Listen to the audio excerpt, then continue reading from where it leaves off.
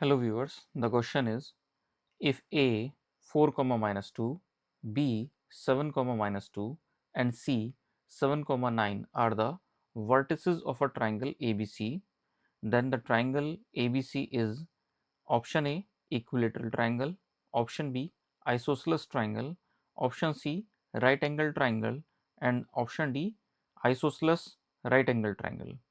तो एक प्रॉब्लम पूछी गई है, इसमें 3 पॉइंट दे रखे हैं और उन 3 पॉइंट्स को जॉइन करके जो ट्रायंगल फॉर्म होगा उसका नेचर क्या होगा ये हमसे पूछा गया है। तो एक रफ हम एक डायग्राम ड्रॉ कर सकते हैं कार्टेशियन प्लेन पे हमें, ताकि एक आइडिया लग जाए कि किस टाइप का ट्रायंगल बन रहा है। फॉर एग्जांपल जैसा मैंने यहाँ पे शो कर रखा है कार्टेशियन प्लेन पे पहला कोऑर्डिनेट 4 माइनस 2 जो कि फोर्थ क्वाड्रेंट में आएगा, इसी तरह से 7 माइनस 2 ये भी फोर्थ क्वाड्रेंट में आएगा और एग्जैक्टली ये ए बी लाइन आप देख रहे हैं ये parallel to the X axis है और जो थर्ड पॉइंट है वो है 7,9। तो ये आपको बिल्कुल क्लियर हो रहा होगा कि ये लाइन जो है exactly parallel to the Y axis है। तो इस तरह से हमें ये क्लियर हो जाता है डायग्राम देखते ही कि ये राइट एंगल ट्राइंगल फॉर्म हो रहा है। तो अब यहाँ पे नेक्स्ट पॉइंट ये आता है कि जैसे कि हम देख रहे हैं कि दो ऑप्शंस हैं, एक राइट एंगल ट्राइंगल का एक सी है और एक डी है। तो सी और डी में से फिर हमें ये चेक करना होगा कि ये आइसोसेलेस राइट एंगल ट्राइंगल तो नहीं है। तो उसके लिए जैसे कि हम यहाँ डायग्राम देख रहे हैं तो काफ़ी हद तक हमें क्लियर हो रहा है कि आइसोसेलेस ट्राइंगल नहीं है।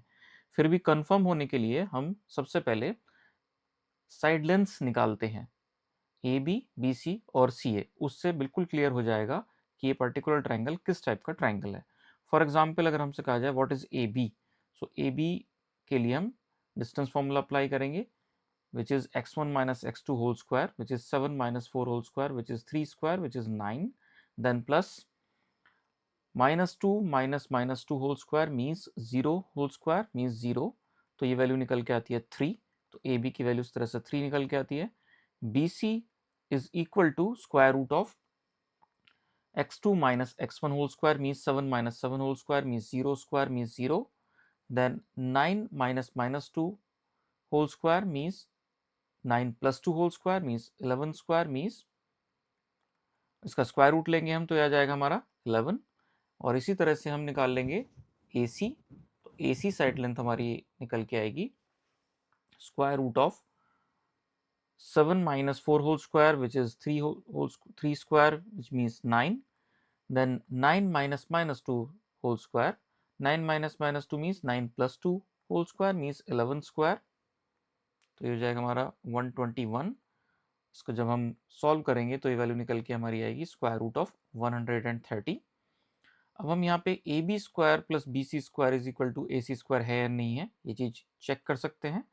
For example A B square plus B C square हम निकालते हैं तो ये बराबर हो जाएगा 3 का स्क्वायर प्लस 11 का square which is equal to 9 plus 121 which is 130।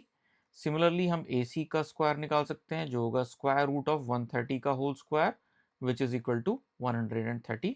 So it implies that AB square plus BC square is equal to AC square. तो यहाँ पे एक तरह से पाइथागोरस थ्योरम अप्लाई होती दिख रही है हमें, तो हम कह सकते हैं कि that this is the right angle triangle, ये एक राइट एंगल ट्राइंगल होगा। साथ के साथ हम यहाँ साफ साफ देख रहे हैं कि जो साइड्स हैं उसमें कोई भी दो साइड्स जो हैं वो सेम नहीं है, सेम लेंथ की नहीं है, तो हम यहाँ पे आइसोसेलेस राइट एंगल ट्राइंगल इसको नहीं कह सकते हैं।